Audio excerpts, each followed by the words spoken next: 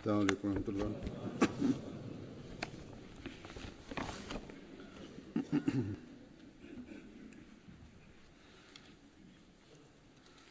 أشهد أن لا إله إلا الله وحده لا شريك له وأشهد أن محمدا عبده ورسوله أما بعد فأعوذ بالله من الشيطان الرجيم بسم الله الرحمن الرحيم الحمد لله رب العالمين الرحمن الرحيم مالك يوم الدين إياك نعبد وإياك نستعين اهدنا الصراط المستقيم صراط الذين أنعمت عليهم غير المغضوب عليهم ولا الضالين.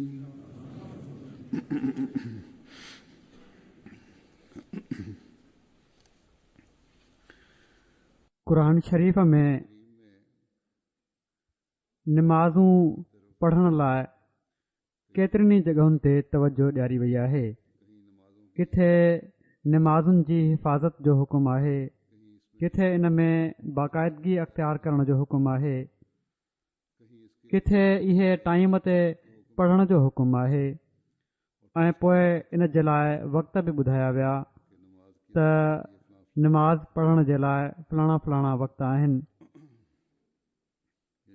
जिन ते मोमिन खे अमल करणु घुर्जे, इन जी पाबंदी करणु घुर्जे।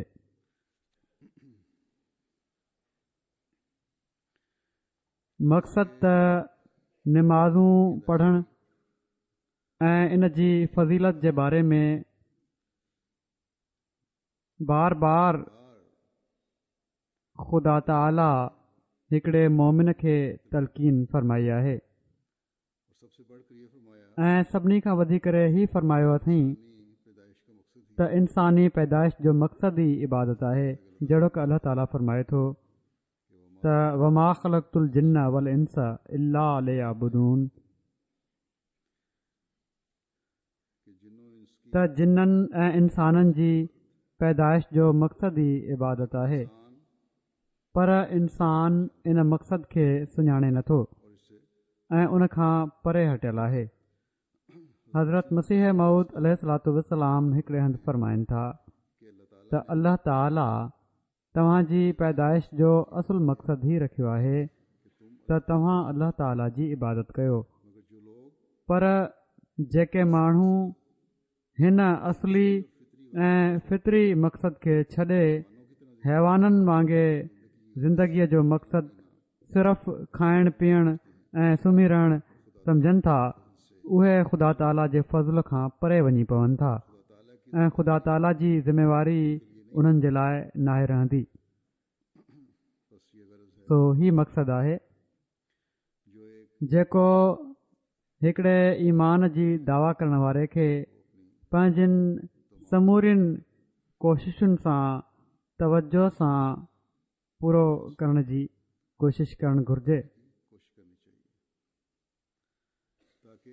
त जीअं अल्लाह ताला जे फज़ल जा वारिस बणजंदा रहो, अल्लाह ताला जे फज़लनि खे हासिल कंदा रहो ऐं इबादत जो मक़सदु कहिड़ी तरह पूरो थींदो आहे। इन जे लाइ इस्लाम असांखे 5 वक़्त निमाज़ूं पढ़ण जो हुकुम ॾिनो आहे।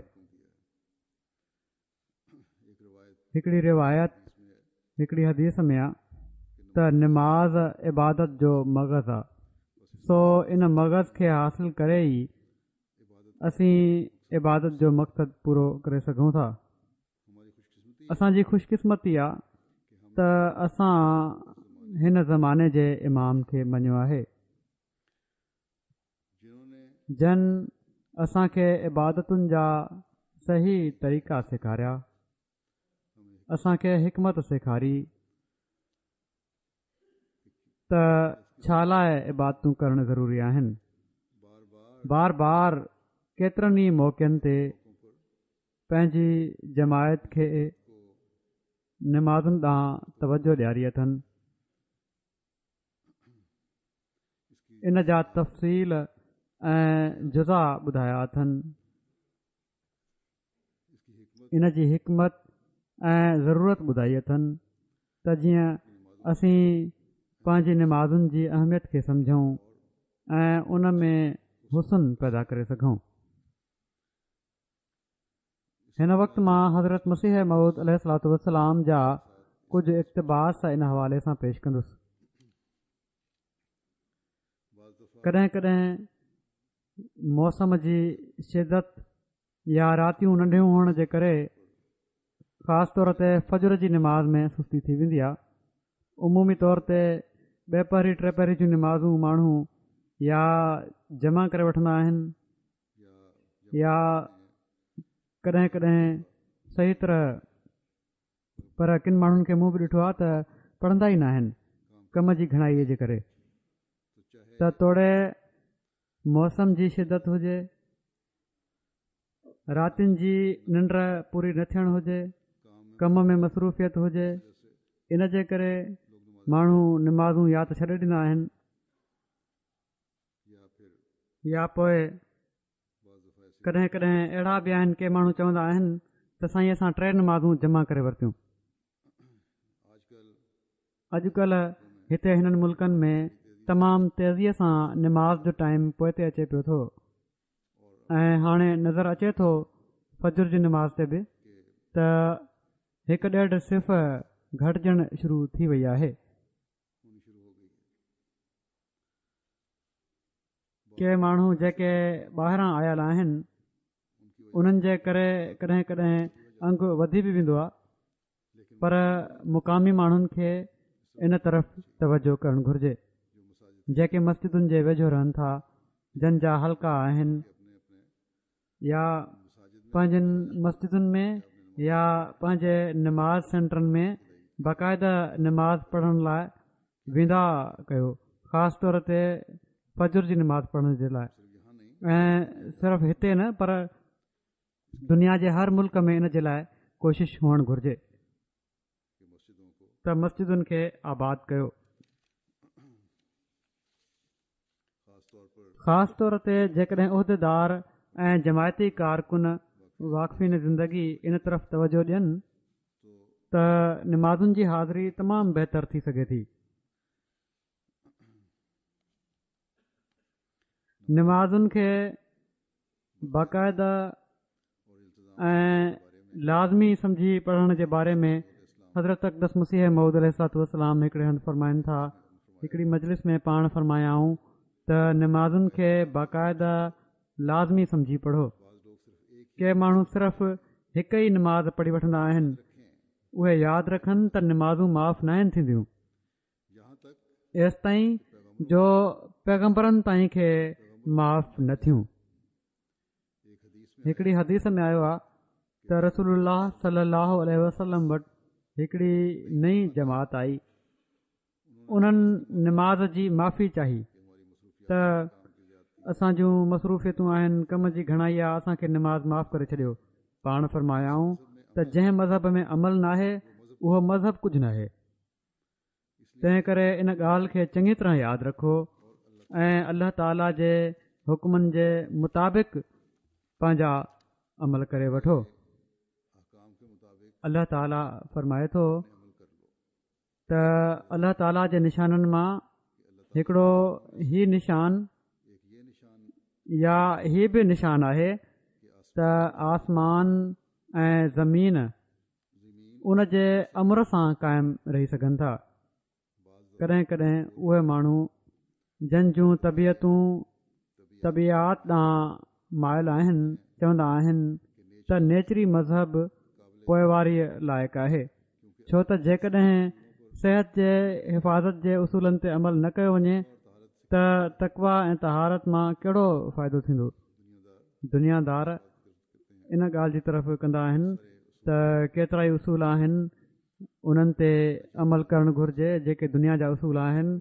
जेकॾहिं उहे हुजनि सिहत जे बारे में मिसाल जे तौर ते त हिननि शयुनि ते अमल करिणो आहे। जेकॾहिं इन ते अमल न कंदो, सिहत न हूंदी त उहा तक़वा ऐं तहारत कहिड़ी तरह क़ाइमु रहे सघे थी ऐं कहिड़ो हुनजो फ़ाइदो आहे तक़वा सिर्फ़ु क़ाइमु रखण जो। हज़रत मसीह मौद अलैहिस्सलाम फरमाइनि था त वाज़े रहणु घुरिजे त अलाह ताला जे निशाननि मां ही बि हिकिड़ो निशान आहे त कॾहिं कॾहिं दवाऊं असर न आहिनि कंदियूं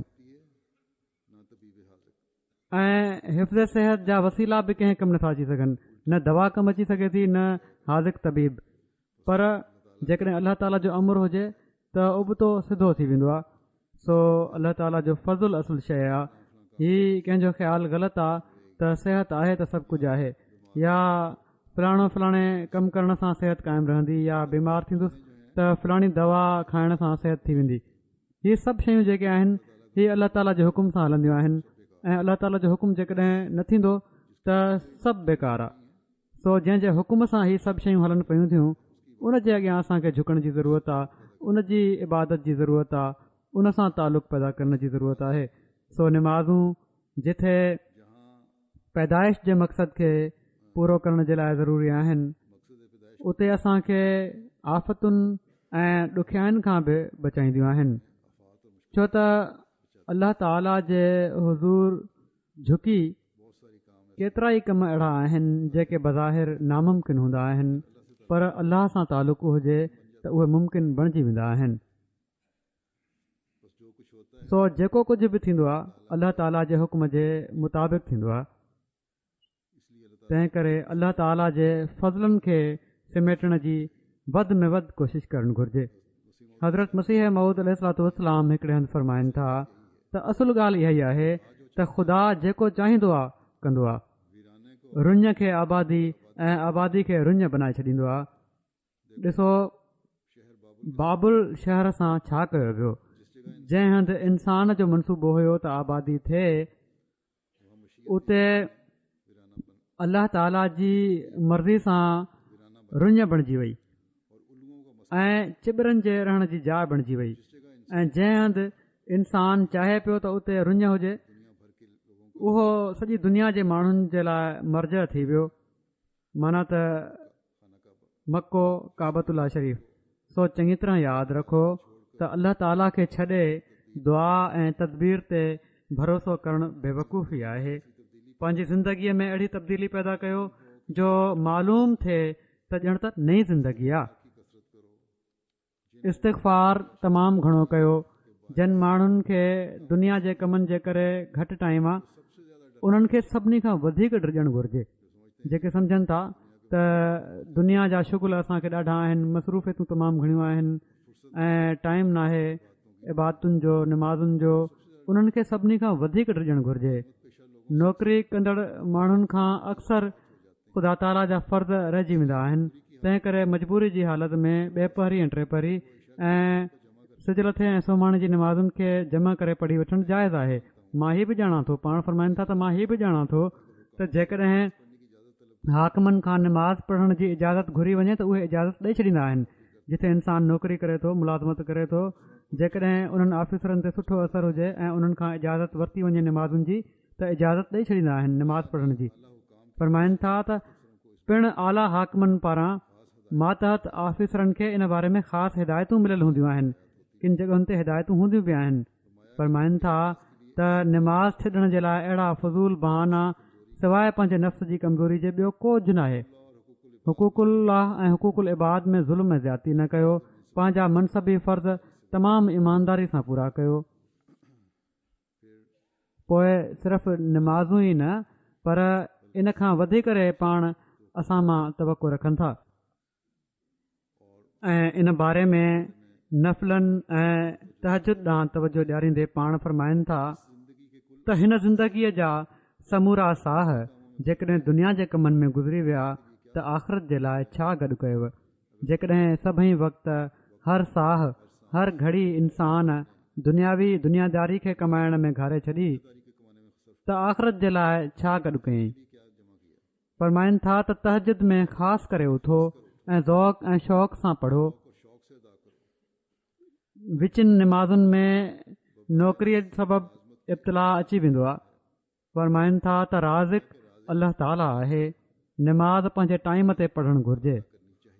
ॿेपहरी ऐं टेपहरी जूं निमाज़ूं कॾहिं कॾहिं जमा थी सघनि थियूं। अल्लाह ताला ॼाणे थो त ज़ईफ़ माण्हू हूंदा, तंहिं करे हीअ गुंजाइश रखे छॾियईं। पर हीअ गुंजाइश 3 निमाज़ुनि खे जमा करण में नथी थी सघे।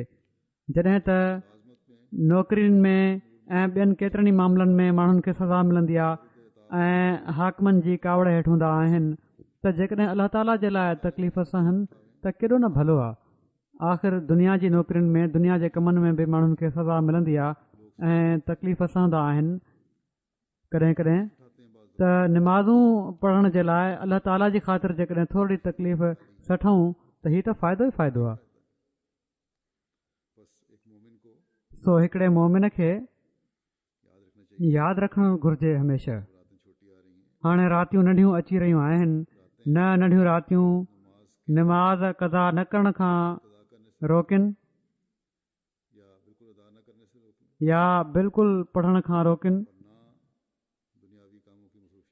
ऐं न दुनिया जे कमनि जूं मसरूफ़ियतूं इन जे रस्ते में रोक बणिजनि।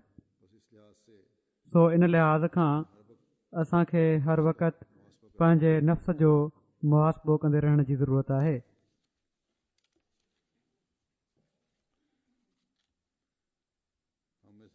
असां मां केतिरा ई निमाज़ हिकिड़ो फ़र्ज़ु सम्झी पढ़ंदा त आहिनि, पर इन जी हक़ीक़त सही तौर ते न आहिनि ॼाणींदा। इन जी वज़ाहत फ़रमाईंदे हिकिड़े मौक़े ते हज़रत मसीह मऊद अलैहिस्सलातु वस्सलाम फ़रमायो आहे त निमाज़ छा आहे। हीअ हिकिड़ी ख़ासि दुआ आहे, पर माण्हू इन खे बादशाहनि जो टैक्स सम्झनि था, मजबूरी सां ॾेई रहिया आहिनि, पढ़ी रहिया आहिनि, ॼण त टैक्स लॻल आहे। नादान एतिरो नथा ॼाणनि त भला ख़ुदा ताला खे इन्हनि ॻाल्हियुनि जी कहिड़ी ज़रूरत आहे।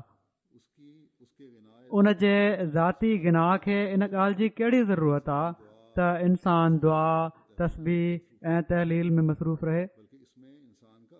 पर इन में इंसान जो पंहिंजो ई फ़ाइदो आहे त हू अहिड़े तरीक़े सां पंहिंजे मक़सद खे हासिल करे वठंदो आहे।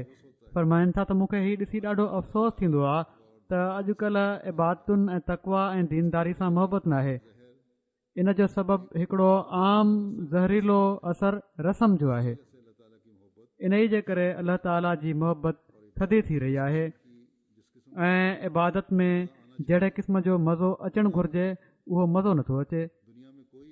दुनिया में का अहिड़ी शइ न आहे जंहिंमें लज़त ऐं हिकिड़ो ख़ासि मज़ो अल्लाह ताला न रखियो हुजे। फरमाइनि था त जहिड़े तरीक़े सां हिकिड़ो मरीज़ हिकिड़ी भली खां भली सुठे ज़ाइक़े वारी शइ जो मज़ो नाहे वठी सघंदो ऐं हू उनखे कौड़ो ऐं या बिल्कुलु फिको सम्झंदो आहे, कॾहिं कॾहिं वात ख़राबु थी वेंदो आहे बीमारी जे करे। अहिड़ी तरह उहे माण्हू जेके अल्लाह ताला जी इबादत में मज़ो ऐं लज़त नथा हासिल कनि, उन्हनि खे पंहिंजी बीमारी जो फ़िक्र करणु घुर्जे। छो त जहिड़ो की मूं हाणे चयो आहे, दुनिया में का अहिड़ी शइ न आहे जंहिंमें ख़ुदा ताला का न का लज़त न रखी हुजे। अल्लाह ताला इंसान ज़ात खे इबादत जे लाइ पैदा कयो, त पोइ छा सबबु आहे त इन इबादत में उन जे लाइ लज़त ऐं सुरूर न हुजे। हिकु पासे अल्लाह ताला फरमाए थो त मां पैदा ई इबादत जे लाइ कयो आहे, पोइ उन में का लज़त बि न रखी। फरमाइनि था त लज़त ऐं सुरूर त आहे, पर उन मां मज़ो वठण वारो बि त को हुजे, उन सुरूर खे को हासिल करण वारो बि त हुजे। अल्लाह ताला फरमाए थो त वमा ख़लक़तुल जिन्न वल इंस इल्ला लियअबुदून। हाणे इंसान जॾहिं त इबादत जे लाइ पैदा थियो आहे, ज़रूरी आहे त इबादत में लज़त ऐं सुरूर बि हद खां वधीक रखियो हुजई। इन ॻाल्हि खे असां पंहिंजे रोज़ानो जे मुशाहिदे ऐं तजुर्बे मां चङी तरह सम्झी सघूं था। हर कम में अल्लाह ताला लज़त ऐं सुरूर रखियो आहे ऐं रोज़ानो जा जेके कम आहिनि उन मां इन जो पतो पए थो, मुशाहिदे में अचनि थियूं ॻाल्हियूं। वरी फरमाइनि था मिसाल जे तौर ते ॾिसो अन ऐं सभई खाइण पीअण जूं शयूं जेके बि खाइण वारियूं शयूं आहिनि इंसान जे लाइ पैदा थियूं आहिनि त छा उन्हनि मां हू हिकिड़ी लज़त ऐं मज़ो नथो हासिल करे। तमामु मज़ेदार खाधा पकल हुजनि ॾाढो मज़ो ईंदो आहे। छा इन ज़ाइक़े मज़े ऐं अहसास जे लाइ उन जे वात में ज़बान मौजूदु नाहे। छा हू ख़ूबसूरत शयूं ॾिसी वण टिण ॿूटा हुजनि या बेजान शयूं हैवान हुजनि या इंसान मज़ो नाहे वठंदो। खाधे जो मज़ो बि वठंदो आहे, ख़ूबसूरती जो मज़ो बि उनखे अखियुनि जे ज़रिए सां उनखे मज़ो ईंदो आहे सुहिणी शइ ॾिसी। छा दिलि खे वणंदड़ ऐं सुरीले आवाज़नि सां उन जे कननि खे मज़ो न ईंदो। कन रखिया आहिनि अलाह ताला, हाणे कननि में सुरीला आवाज़ पहुचनि त पोइ दिलि ख़ुशि थींदी आहे। छा पोइ को ॿियो दलील बि इन ॻाल्हि जे सबूत जे लाइ घुर्बल आहे त इबादत में लज़त न आहे। इन्हनि सभिनी शयुनि में त लज़त आहे, उन्हनि मां त सुरूर ईंदो आहे जेके अलाह ताला पैदा कयूं आहिनि। पर इबादत में जेकॾहिं लज़त न आहे त हीअ कीअं थो थी सघे। हीअ सभई ॻाल्हियूं इन ॻाल्हि जो सबूत आहिनि त यकीनन इबादत में बि अलाह ताला लज़त रखी आहे। फरमाइनि था त अलाह ताला फरमाए थो त असां औरत ऐं मर्द खे जोड़ी पैदा कयो आहे ऐं मर्द खे रग़बत ॾिनी आहे। हाणे इन में ज़ोरावरी न आहे पर हिकिड़ी लज़त बि ॾेखारी आहे। जेकॾहिं सिर्फ़ु तवलुद ऐं तनासुली मक़सूद बिज़ात हुजे हा त मतिलबु पूरो न थी सघे हा। फरमाइनि था त ख़ुदा ताला जो असुलु मक़सदु ॿारनि खे पैदा करणु हुयो ऐं इन मक़सद जे लाइ हिकिड़ो तालुक़ु औरत मर्द में क़ाइमु कयईं ऐं ज़िमननि उन में हिकिड़ो मज़ो रखे छॾियईं जेको अक्सर नादाननि जे लाइ मक़सूद बिज़ात थी वियो। के माण्हू दुनियादार सिर्फ़ु इहो ई सम्झंदा आहिनि त इहो ई असांजो मक़सदु आहे। फरमाइनि था त अहिड़े तरीक़े सां चङी तरह सम्झी वठो त इबादतुनि में को बोझ ऐं टैक्स न आहे। इन में बि हिकिड़ी लज़त ऐं सुरूर आहे ऐं हीअ लज़त ऐं सुरूर दुनिया जी सभिनी लज़तुनि ऐं सभिनी नफ़्स जे मज़नि खां बालातर ऐं बुलंद आहे।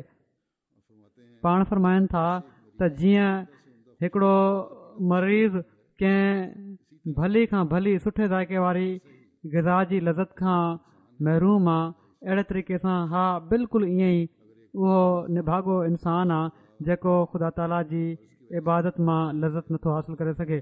जेकॾहिं हिकिड़ो मरीज़ आहे हिकिड़ी सुठी खुराक पंहिंजी बीमारी जे करे मर्ज़ जे करे वात कोड़ो हुअण जे करे उनखे पसंदि नथी अचे, उनजो ज़ाइक़ो महसूसु नथो थिएसि त उनजो मतिलबु हीअ न आहे त खाधो ख़राबु आहे। इन जो मतिलबु हीअ आहे त हू मरीज़ आहे। अहिड़े तरीक़े सां जेको निमाज़ ऐं इबादत में मज़ो नथो वठे उनजो मतिलबु हीअ न आहे त निमाज़ुनि में मज़ो नाहे या लुत्फ़ नाहे रखियो अलाह ताला रखियो अथई, पर इंसान जी पंहिंजी तबियत बीमारी बदज़ौक़ी इन मां मज़ो नथी वठे। सो असांखे अहिड़ियुनि ॻाल्हियुनि जी ॻोल्हा करणु घुरिजे जंहिंमें लज़त ऐं सुरूर हुजे, ईअं न त सिर्फ़ु हिकिड़ो बोझ सम्झी जान छॾाई वञे। जॾहिं अहिड़ी सूरत हूंदी त पोइ जहिड़ो क मूं चयो के माण्हू डिघनि रातिनि में त फजुर जी निमाज़ ते ईंदा आहिनि। हाणे नंढियूं रातियूं हुजनि त फजुर जी निमाज़ ते अचणु छॾे ॾींदा आहिनि। उन्हनि जी पोइ तवजो इन पासे रहंदी त जीअं सुरूर हासिलु थिए ऐं बाक़ी निमाज़ूं पढ़ण जो बि ख़्यालु रहंदो। पोइ लज़त ऐं सुरूर जे मज़मून खे बहितर बयानु फ़रमाईंदे हिकिड़े हंधि हज़रत मसीह मऊद अलैहिस्सलाम फ़रमाइनि था त मक़सदु त मां ॾिसां थो त माण्हू निमाज़ुनि में गाफ़िल ऐं सुस्त इन लाइ थींदा आहिनि जो उन्हनि खे इन लज़त ऐं सुरूर जी ख़बर नाहे जेको अलाह ताला निमाज़ में रखियो आहे। ऐं तमामु वॾो सबबु इन जो इहो ई आहे त उन्हनि खे इन जो पतो नाहे। पोइ शहरनि ऐं ॻोठनि में त अञा बि सुस्ती ऐं गफ़लत थींदी आहे। 150 हिसो बि त पूरी मुस्तदी ऐं सची मोहबत सां पंहिंजे सचे मौला जे अॻियां कंध न आहिनि निवड़ाईंदा। पोइ सुवाल इहो ई पैदा थिए थो त छो उन्हनि खे इन लज़त जी ख़बर नाहे ऐं न कॾहिं उन्हनि इन मज़े खे चखियो आहे। ऐं मज़हबनि में अहिड़ा हुकुम न आहिनि। कॾहिं ईअं थींदो आहे त असां पंहिंजे कमनि में गुम हूंदा आहियूं ऐं मौज़न अज़ान ॾेई छॾींदो आहे, पोइ हू ॿुधण बि न आहिनि चाहींदा, ॼण त उन्हनि जी दिलनि खे तकलीफ़ थींदी आहे। माना त अज़ान जो आवाज़ु ॿुधूं त ॿुधण बि न आहिनि चाहींदा। त अड़े हाणे त निमाज़ ते वञिणो पवंदो या ध्यानु ई न आहिनि ॾींदा। ही माण्हू ॾाढा ई रहम जोगा आहिनि। के माण्हू हिते बि अहिड़ा आहिनि जो उन्हनि जा दुकान ॾिसजनि त मस्जिदुनि जे हेठां आहिनि, पर कॾहिं बि वञी बीठा बि त न आहिनि। सो मां हीउ चवणु चाहियां थो त ख़ुदा ताला खां तमामु सोज़ ऐं हिकिड़े जोश सां हीअ दुआ घुरणु घुरिजे त जहिड़ी तरह मेवनि ऐं शयुनि जूं क़िस्म क़िस्म जूं लज़तूं अता कयूं अथई, निमाज़ ऐं इबादत जो बि हिकु भेरो मज़ो चखाए छॾ। फरमाइनि था त खाधे जी, मेवनि जी, ॿियनि शयुनि जो मज़ो अचे थो न ज़ुबान खे, अहिड़ी तरह अलाह ताला खां हीअ दुआ घुरो त अलाह ताला असांखे निमाज़ जो बि मज़ो चखाए छॾे।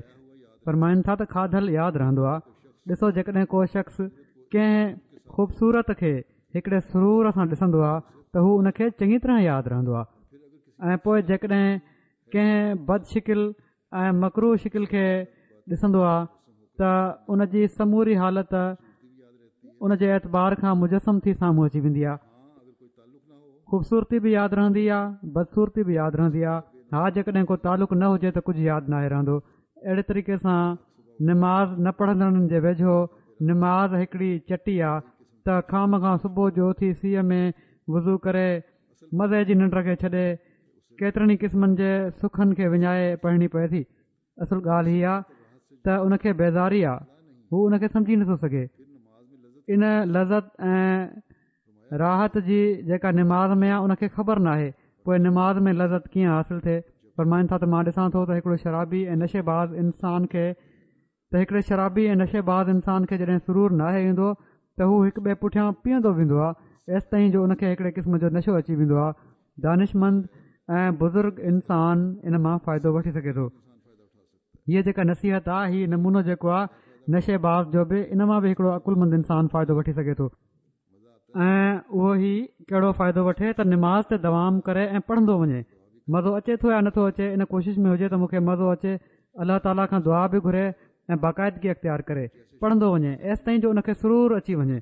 ऐं जीअं शराबी जे ज़हन में हिकिड़ी लज़त हूंदी आहे जंहिंखे हासिलु करणु उनजो मक़सूद बिज़ात हूंदो आहे, अहिड़े तरीक़े सां ज़हन में ॿियनि सभिनी ताक़तुनि जो रुझान निमाज़ में उहो मज़ो हासिलु करणु हुजे। ऐं पोइ हिकिड़े ख़ुलूस ऐं जोश सां घटि में घटि हिन नशेबाज़ जे इज़्तिराब ऐं ॾुख ऐं करब वांगुरु ई हिकिड़ी दुआ पैदा थी, उहा लज़त हासिलु थिए, हिकिड़ो करब पैदा थिए, हिकिड़ो ॾुख पैदा थिए। इन जे करे दुआ हुजे त फरमाइनि था त मां चवां थो ऐं सच सच चवां थो त यकीनन उहा लज़त हासिलु थी वेंदी। पोइ निमाज़ पढ़णु महिल उन्हनि मफ़ादनि खे हासिलु करण बि मलूज़ हुजे जेके उन मां हूंदा आहिनि ऐं अहसान पेश नज़र रहे।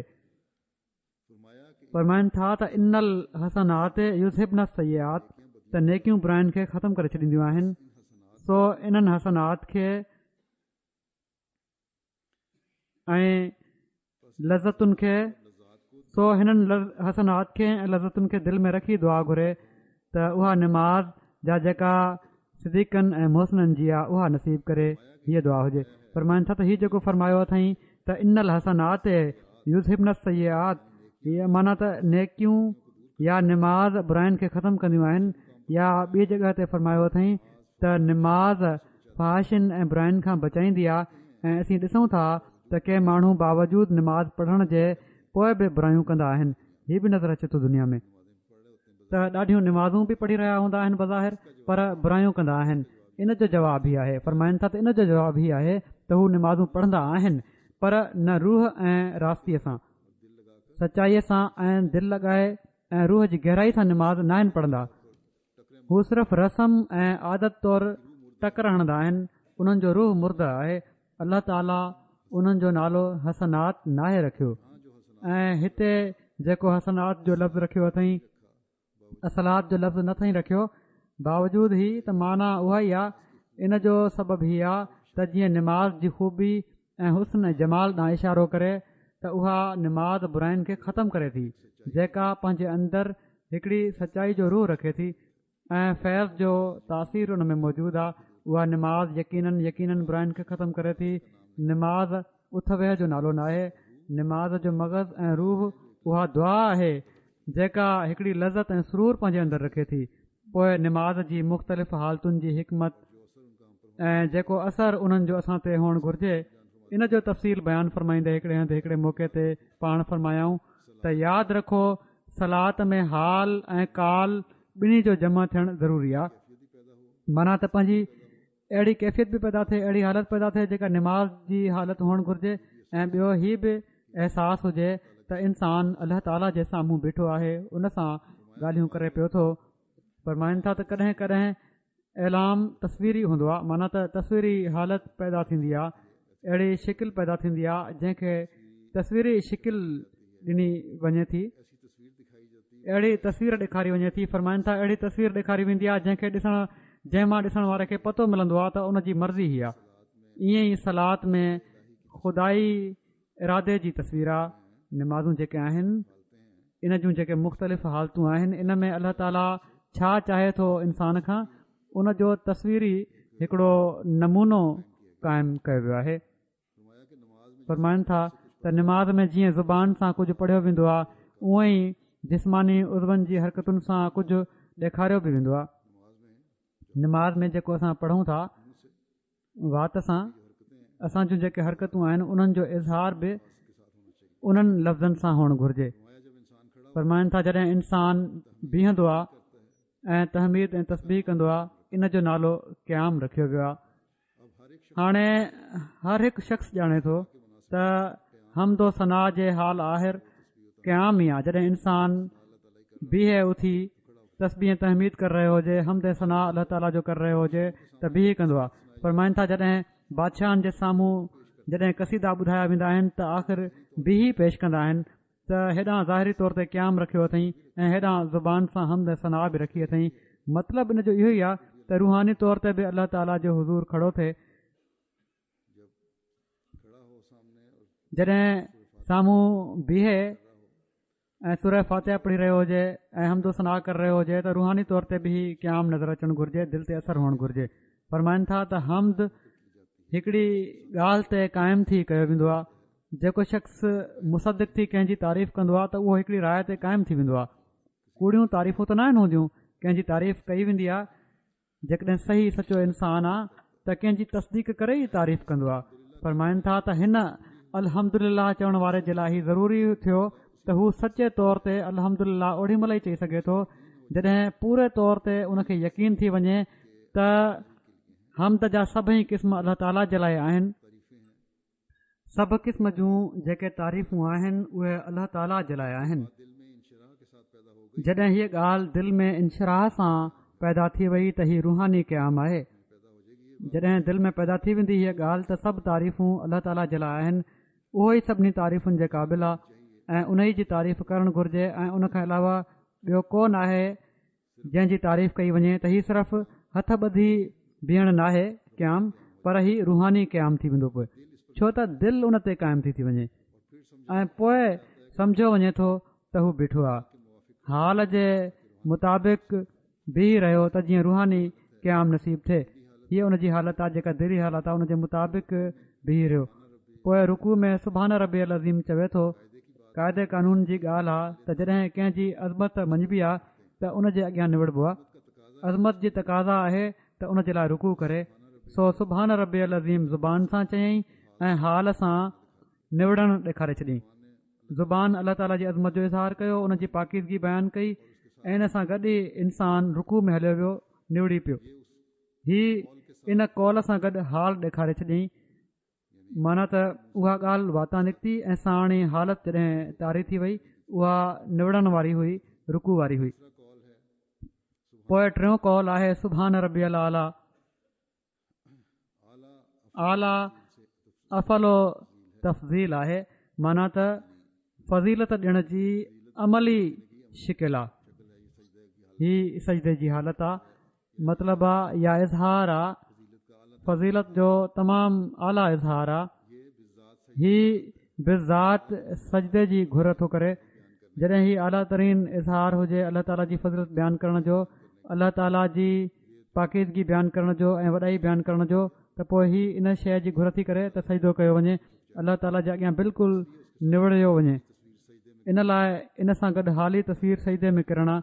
हाणे ज़ाहिरी तस्वीर हुनजी हीअ थींदी हालत त सजदे में किरी पए इंसानु इन इक़रार जे हाल आहर शिकिल फिलफौर अख़्तियार करे वरितईं। माना त जॾहिं अलाह ताला जी पाकीज़गी ऐं उन जो आला हुअणु ऐं उन जी सभिनी ते फज़ीलत जो दिलि सां इक़रार कयईं त साण ई ज़मीन ते सजदो कयईं, निरुड़ रखे छॾियईं। ही हालत जेका आहे ही उन जो इज़हार आहे। फरमाइनि था इन काल सां गॾु 3 हाल जिस्मानी आहिनि। हिकिड़ी तस्वीर उन जे अॻियां पेश कई वई। हर हिकु क़िस्म जो क़याम बि कयो वियो। ज़बान जेको जिस्म जो टुकड़ो आहे उन बि चयो, उहा बि शामिल थी वई। 3 शइ ॿी आहे, उहा जेकॾहिं शामिल न थिए त निमाज़ न आहे थींदी। उहा छा आहे? उहो कल्ब आहे, दिलि आहे। उन जे लाइ ज़रूरी आहे त कल्ब जो क़याम थिए। अलाह ताला उन ते नज़र विझे, अलाह ताला उन ते नज़र विझी ॾिसे त दर हक़ीक़त हू हमद बि करे थो, बीहे बि थो ऐं रूह बि बीठो हमद करे थो। जिस्म ई न पर रूह बि बीठो आहे। माना त दिलि जी हालत बि अलाह ताला त दिलि जी हालत ॼाणे थो। उनखे पतो लॻे पियो थो त जिस्म सां गॾु रूह बि बीठो हमद करे रहियो आहे या झुकी रहियो आहे या सजदो करे पियो थो। ऐं जॾहिं सुभाणे रबी अल अज़ीम चए थो त ॾिसे त एतिरो ई न त सिर्फ़ु अज़मत जो इक़रार ई कयो अथई, न पर साण ई झुकियो बि आहे, निवड़ियो बि आहे ऐं उन सां गॾु रूह बि निवड़ी पियो आहे। पोइ 3 नज़र में ख़ुदा जे अॻियां सजदे में किरियो आहे। उन जो बुलंद शान ॾिसी उन सां गॾु ई ॾिसे त रूह ख़ुदा जे दर ते किरियल आहे। रूह बि किरी पए साण ई। माना त दिलि बि ओड़ी तरह सजदे में हली वञे। मक़सदु हीअ हालत जेसि ताईं पैदा न थी वञे उन वक़्त ताईं मुतमइन न थिए, छो त युकीमुन सलात जी माना इहा ई आहे। जेकॾहिं हीउ सुवाल हुजे त हीअ हालत पैदा कीअं थिए, कहिड़ी तरह पैदा कई वञे, त इन जो जवाबु एतिरो ई आहे त निमाज़ ते मुदाफ़मत कई वञे, बाक़ाइदगी अख़्तियार कयो निमाज़ूं पढ़ण में ऐं विसविसनि ऐं शक शुबहनि खां परेशान न थियो। निमाज़ पढ़ंदे विसविसा बि ईंदा आहिनि, शक शुबा बि पैदा थींदा आहिनि, उन्हनि खां परेशान न थियो पर बाक़ाइदगी सां निमाज़ूं पढ़ंदा वञो। शुरूआती हालत में शक शुबहनि सां हिकिड़ी जंग ज़रूरु थींदी आहे। शुरू में जेके शक शुबा आहिनि, विसविसा आहिनि, उन्हनि सां हिकिड़ी जंग इंसान जी रहंदी आहे। शैतान हमला कंदो आहे, शैतान सां जंग जारी रहंदी आहे। इन जो इलाजु इहो ई आहे त न थकिजण वारे इस्तिक़लाल ऐं सब्र सां लॻो रहे ऐं ख़ुदा ताला खां दुआऊं घुरंदो रहे। आख़िर उहा हालत पैदा थी वेंदी आहे जंहिंजी फरमाइनि था त मूं हाणे ई ॻाल्हि कई आहे। सो मुस्तक़िल मिज़ाजी शर्त आहे। जेकॾहिं इंसान में पैदा थी वञे त अलाह ताला ड्रोड़ी पोइ पंहिंजे बाने ॾांहुं ईंदो आहे। पोइ अलाह ताला जा फज़ल बि नाज़िल थींदा आहिनि, पर इन हक़ीक़त खे केतिरा ई माण्हू सम्झंदा न आहिनि। जल्दबाज़ी में ख़ुदा ताला जे दर खे छॾे ॾींदा आहिनि या इन जी अहमियत खे न आहिनि सम्झंदा, घटि अहमियत वारो सम्झंदा आहिनि ऐं दुनिया जे इदारनि ॾांहुं बि पोइ ड्रोड़ लॻाए छॾींदा आहिनि। हज़रत अक़दस मसीह मऊद अलैहिस्सलातु वस्सलाम फरमाइनि था त पोइ हीअ ॻाल्हि यादि रखणु जोॻी आहे त हीअ निमाज़ जेका पंहिंजी असली माना में निमाज़ आहे, दुआ सां हासिलु थींदी आहे। गैरुल्लाह खां सुवाल करणु मोमिनाणी गैरत जे वाज़े ऐं सख़्तु ख़िलाफ़ु आहे, छो त ही मर्तबो दुआ जो अलाह जे लाइ आहे। आम हिक ॿिए सां वास्तो पवंदो रहंदो आहे, सवाल थींदा आहिनि, पर अहिड़ा सुवाल जंहिंजो तालुक़ु सिर्फ़ु अलाह ताला सां आहे, ख़ुदा ताला खे छॾे कंहिं मां उमेद रखणु ऐं सिर्फ़ु उन ई ते इन्हिसार करणु, हीअ शइ ग़लति आहे। फरमाइनि था त जेसि ताईं इंसान मुकमिल तौर ते ख़फ़ीफ़ थी अलाह ताला खां ई सुवाल न करे ऐं उन ई खां न घुरे, सच सम्झो त सही तौर ते उहो मुस्लमान ऐं सचो मोमिन चवराइण जो हक़दार नाहे। इस्लाम जी हक़ीक़त ई हीअ आहे त उन जूं समूरियूं ताक़तूं अंदरियूं हुजनि या ॿाहिरियूं, समूरियूं अलाह ताला जे दर ते किरियल आहिनि। जहिड़े तरीक़े सां हिकिड़ी वॾी इंजण केतिरनि ई मिशननि खे हलाईंदी आहे, केतिरनि ई पुर्ज़नि खे हलाईंदी आहे, सो अहिड़े तरीक़े सां जेसि ताईं इंसान पंहिंजे हर कमु ऐं हर चुरपुर खे उन ई इंजण जी उज़मा ताक़त हेठि न करे वठे, हू कीअं अलाह ताला जी उलूहियत जो क़ाइल थी सघे थो ऐं पंहिंजो पाण खे इन्नी वजह तो वजह अलिलज़ी फ़तरस समावात वल अर्ज़ चवण महिल वाक़ई हनीफ़ चई सघे थो। जीअं वात सां चए थो, उअं ई उन तरफ़ मुतवजे थिए त लारैब हू मुस्लिम आहे, हू मोमिन ऐं हनीफ़ आहे। जहिड़ी तरह वात सां चयो अथई अहिड़ी तरह अलाह ताला जी तरफ़ तवजो बि थी वञे त मुस्लमान बि आहे, हू मोमिन बि आहे ऐं हनीफ़ बि आहे, मोहिद बि आहे। पर जेको शख़्स अलाह ताला खां सवाइ गैरुल्लाह खां सुवाल थो करे ऐं होॾां बि झुके थो, माना त हिकु पासे अलाह ताला ॾांहुं झुकी रहियो आहे या अलाह ताला खां अलावा उन पासे झुकी रहियो आहे या अलाह ताला सां गॾु ॿियनि खे बि मिलाए रहियो आहे, उहो यादि रखे त वॾो ई बदकिस्मत ऐं महरूम आहे जो उन ते उहो वक़्तु अचण वारो आहे जो हू ज़ुबानी ऐं नुमाइशी तौर ते अलाह ताला जी तरफ़ न झुकी सघे, माना त पोइ अलाह ताला उन खां परे हटी वेंदो आहे। हू ज़ाहिरी तौर ते बि नाहे झुकण वारो हूंदो, पोइ हिकिड़ो वक़्तु अहिड़ो ईंदो आहे। फरमाइनि था त निमाज़ छॾण जी आदत ऐं सुस्ती जो हिकिड़ो सबबु ई आहे, छो त जॾहिं इंसानु गैरुल्लाह ॾांहुं झुकंदो आहे त रूह ऐं दिलि जूं ताक़तूं उन वण वांगुरु जंहिंजूं टारियूं शुरू में हिकु पासे निकिरंदियूं वञनि ऐं उन पासे निवड़ी वॾियूं थी वञनि, ओॾां ई झुकंदो आहे ऐं ख़ुदा ताला जी तरफ़ां हिकिड़ी सख़्ती ऐं तशदुद उन जी दिलि में पैदा थी उनखे मुंजमिद ऐं पथर बणाए छॾींदो आहे। वणनि जूं टारियूं जेकॾहिं हिकु पासे ॿधी करे छॾियूं वञनि त ओॾां ई हलंदियूं वेंदियूं आहिनि। इन लाइ इंसान बि पोइ जेकॾहिं बाननि जी तरफ़ झुकंदो आहे त पोइ बाननि जी तरफ़ ई हलियो वेंदो आहे ऐं पोइ अलाह ताला जी तरफ़ां बि उनजी दिलि सख़्तु थी वेंदी आहे। फरमाइनि था त जीअं उहे टारियूं जेके लड़ंदियूं आहिनि हिकु पासे, पोइ ॿिए पासे उहे लड़ी नथियूं सघनि, अहिड़े तरीक़े सां दिलि ऐं रूह ॾींहों ॾींहुं ख़ुदा ताला खां परे थींदो वेंदो आहे। सो हीअ वॾी ख़तरनाक ऐं दिलि खे ॾकाइण वारी ॻाल्हि आहे त इंसान अलाह ताला खे छॾे ॿिए खां सुवाल करे। इन ई लाइ निमाज़ खे लाज़मी करणु ऐं पाबंदी तमामु ज़रूरी शइ आहे त जीअं शुरू में उहा हिकिड़ी पकी आदत वांगुरु क़ाइमु थिए ऐं रुजू इलाह जो ख़्यालु हुजे, पोइ आहिस्ते आहिस्ते उहो वक़्तु पाण अची वेंदो आहे जॾहिं त मुकमिल तौर ते इनक़ता जी हालत में इंसान हिकिड़े नूर ऐं हिकिड़ी लज़त जो वारिस थी वेंदो आहे। पहिरियां त कोशिशि करे निमाज़ पढ़णी पवंदी आहे ऐं आहिस्ते आहिस्ते जॾहिं आदत पइजी वञे, ख़ालिस थी करे जॾहिं झुकंदो वञे अलाह ताला ॾांहुं त पोइ अलाह ताला जे फज़लनि जो वारिस बणिजी वेंदो आहे। फरमाइनि था त मां इन ॻाल्हि खे वरी ताक़ीद सां चवां थो, अफ़सोस आहे जो मूंखे उहे लफ़्ज़ न आहिनि मिलिया जिन में गैरुल्लाह जी तरफ़ रुजू करण जूं ख़राबियूं बयानु करे सघां। माण्हुनि वटि वञी मिंथूं ख़ुशामद कंदा आहिनि, हीअ ॻाल्हि ख़ुदा ताला जी गैरत खे जोश में आणींदी आहे, छो त हीअ त माण्हुनि जी निमाज़ आहे। सो हू हिन खां हटंदो ऐं इन खे परे उछले छॾींदो आहे।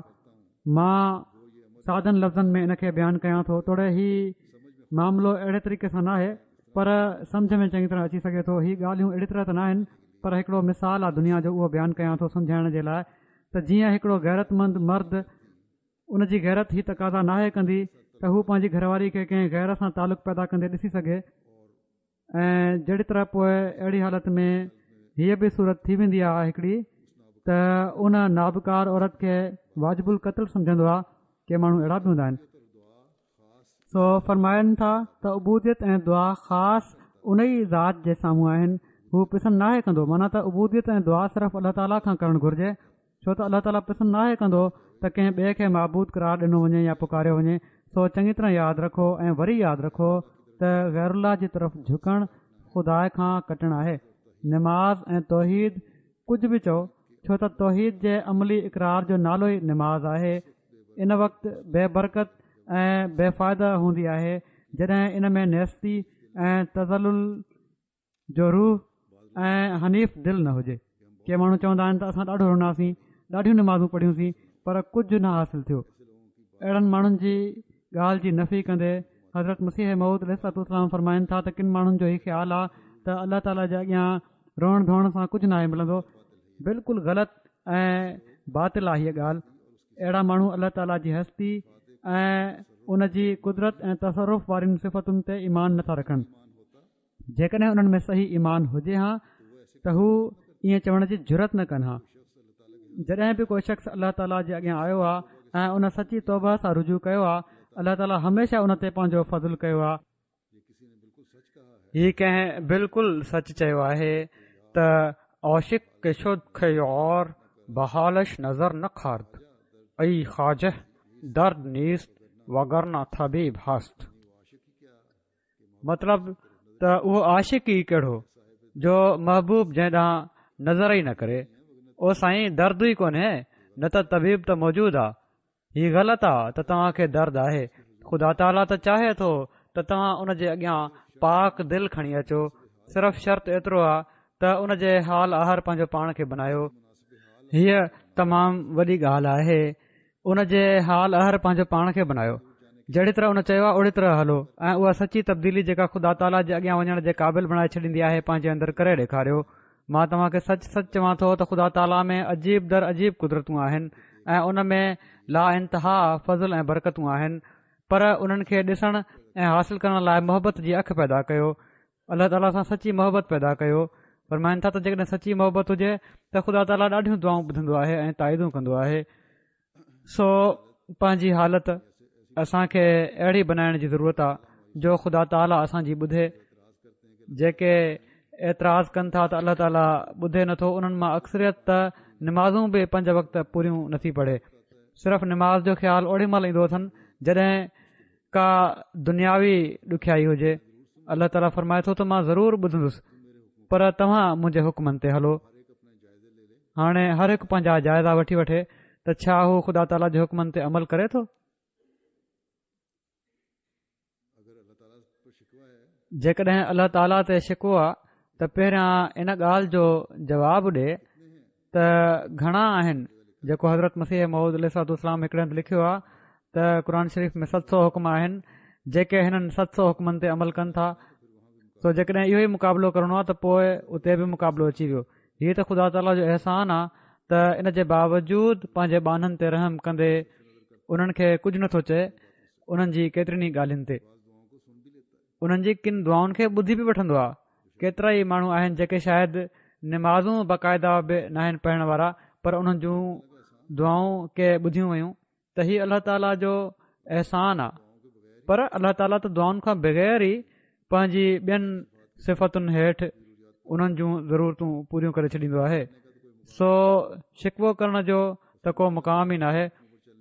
सो असांखे अल्लाह ताला जे हुकमनि ते हलण जी कोशिशि करणु घुरिजे ऐं उन जे मुताबिक़ पंहिंजनि इबादतुनि ऐं निमाज़ुनि ऐं ॿियनि फ़र्ज़नि खे अदा करण जी कोशिशि करणु घुरिजे। हज़रत मसीह मऊद अलैहिस्सलाम फरमाइनि था त जेसि ताईं इंसानु कामिल तौर ते तौहीद ते नथो हले उन में इस्लाम जी मोहबत ऐं अज़मत क़ाइमु नथी थिए। निमाज़ फरमाइनि था त निमाज़ जी लज़त ऐं सुरूर उन खे हासिल नथो थी सघे। दारोमदार इन ई ते आहे त जेसि ताईं ख़राब इरादा, नापाक ऐं गंदा मनसूबा सड़ी तबाह न थियनि, अनानियत ऐं दुश्मनी ख़तमु थी, नेस्ती ऐं आजिज़ी न अचे, ख़ुदा जो सचो बानो नथो चवराए सघे। फरमाइनि था त कामिल उबूदियत सेखारण जे लाइ बहितरीन मौलिम ऐं तमामु अफ़ज़ल ज़रियो निमाज़ आहे। जेकॾहिं सही कामिल उबूदियत हासिल करणी आहे त इन जे लाइ बहितरीन सेखारण वारी शइ जेका आहे, मौलिम जेका आहे, उहा निमाज़ आहे। पाण फरमायाऊं त मां तव्हांखे वरी ॿुधायां थो त जेकॾहिं ख़ुदा ताला सां सचो तालुक़ ऐं सही दोस्ती क़ाइमु करणु चाहियो था त निमाज़ ते क़ाइमु थी वञो ऐं अहिड़ा क़ाइमु थी वञो जो तव्हांजो न सिर्फ़ जिस्म ऐं ज़बान पर तव्हांजे रूह जा इरादा ऐं जज़्बा समूरा सरासर निमाज़ थी वञनि। अल्लाह ताला असांखे हीअ तौफ़ीक़ अता फ़रमाए त असां पंहिंजी निमाज़ुनि जी अहिड़ी तरह हिफ़ाज़त करण वारा थियूं जो असांजो रूह ऐं असांजा जज़्बा निमाज़ जो हक़ अदा करण वारा बणिजी वञनि।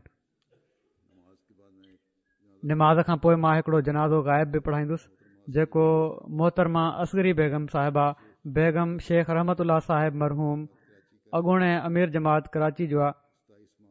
27 मार्च ते अमरीका में थोरो बीमार रहण खां पोइ 90 सालनि जी उमिरि में हिननि जी वफ़ात थी वई। इन्ना लिल्लाहि व इन्ना इलैहि राजिऊन। 1943 में हिननि जो निकाह थियो हुयो शेख रहमतुल्लाह साहिब सां। पंहिंजे मुड़ुस खां पहिरियां 1944 में लाहौर में हिननि अहमद क़बूल कई हज़रत मुस्लिह मऊद रज़ियल्लाहु ताला अन्हु जे हथ ते ऐं सॼी उमिरि ख़िलाफ़त सां पंहिंजे बैत जे अहद खे वॾे सिदक़ ऐं सफ़ा सां निभायऊं। औलाद खे बि हमेशह ख़िलाफ़त सां वाबिस्ता रखण जी तलक़ीन फ़रमाईंदियूं रहियूं। ख़िलाफ़त जो ॾाढो एतिराम करण वारियूं हुयूं। जॾहिं खां MTA शुरू थी उनखे ॾिसणु हिननि जो पसंदीदा शुगुल हुयो। मरहूमा मूसिया हुयूं, तमामु साबरा ऐं शाकिरा, दुआऊं घुरंदड़, तहजुद पढ़ंदड़ ऐं सोम सलाद जूं पाबंद हुयूं। क़ुर शरीफ़ जी तिलावत बाक़ाइदगी सां कंदियूं हुयूं। पंहिंजे मुड़ुस सां गॾु जॾहिं मुड़ुस खे जेको ख़िदमत जो मौक़ो मिलियो कराची में, उन्हनि सां गॾु कुल्हो कुल्हे में मिलाए पाण बि जमायत जी ख़िदमत कंदियूं रहियूं। महिमान नवाज़ी हिननि जी वॾी वसफ़ हुई। जॾहिं शेख साहब अमीर जमात कराची हुआ त उन्हनि जूं ॾाढियूं मसरूफ़ियतूं हुयूं। उन में महिमानदारी बि उन ज़माने में ॾाढी थींदी हुई। उन जी ज़िम्मेवारी बि हिननि ॾाढी निभाई। हज़रत मुस्लिह मऊद, हज़रत ख़लीफ़तुल मसीह सालिस, हज़रत ख़लीफ़तुल मसीह राबे जी मेज़बानी जो हिननि खे शरफ़ हासिलु थियो। माली क़ुर्बानी में बि ॾाढो वधियल हुयूं। 1950 में हिकिड़ो वक़्तु जमायत ते माली तंगी जो आयो त उन वक़्तु हज़रत मुस्लिह मऊद ख़ुसूसी तहरीक कई हुई, जंहिंमें शेख साहब हिननि जो मुड़ुसु पंहिंजी कमाई जो वॾो हिसो जमायत जे लाइ क़ुर्बान कंदो रहियो ऐं हीअ बि उन्हनि सां गॾु बाक़ाइदा हुयूं। क़ुर्बानी में तमामु सादी ज़िंदगी गुज़ारण वारियूं, तकलीफ़ करण खां पाक औरत हुयूं। हिननि जा ॿार लिखनि था, पुट हिननि जा त अक्सर ख़लीफ़तुल मसीह जी ख़िदमत में दुआ जो ख़त लिखण जी ॿारनि खे तलक़ीन कंदियूं रहंदियूं हुयूं। पाण पोइ ते 5 पुट ऐं 2 धीअरूं ऐं 43 ॾोहिटा ॾोहिटियूं ऐं पोटा पोटियूं छॾिया अथनि। हिननि जा हिकिड़ा पुट मुकरम डॉक्टर नसीम रहमतुल्लाह साहिब नायब अमीर जमात अमरीका आहिनि ऐं जेका वेबसाइट आहे असांजी alislam.org उन जा इंचार्ज बि आहिनि। अहिड़ी तरह हिननि जा ॼाटा रहमानी साहिब हिते रहनि था। उहे सेक्रेटरी वसियत बि रहिया आहिनि तमामु वॾो वक़्तु। उन्हनि जी बेगम जमीला रहमानी बि पंहिंजे हल्के जी सेक्रेटरी माल ऐं ॿियूं ख़िदमतूं कंदी रही आहे या करे पई थी। हिकिड़ा पुट हिननि जा फ़रतुल्ला शेख साहब नायब अमीर ज़िला फैसलाबाद शहर पाकिस्तान आहिनि। अल्लाह ताला मरहूमा जा दर्जा बुलंद फ़रमाए ऐं उन्हनि जी औलाद ऐं नसलनि खे बि जमायत ऐं ख़िलाफ़त सां वाबस्ता रखे।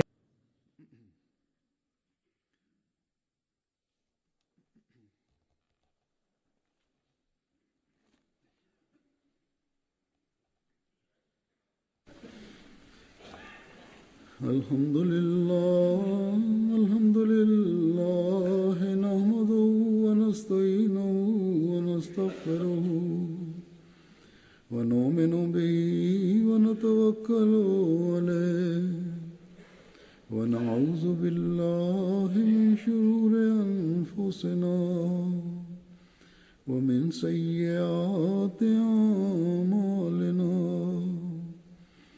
من يهده الله فلا مضل له ومن يضلل فلا هادي له ونشهد أن لا إله إلا الله ونشهد أن محمدا عبده ورسوله عباد الله رحمكم الله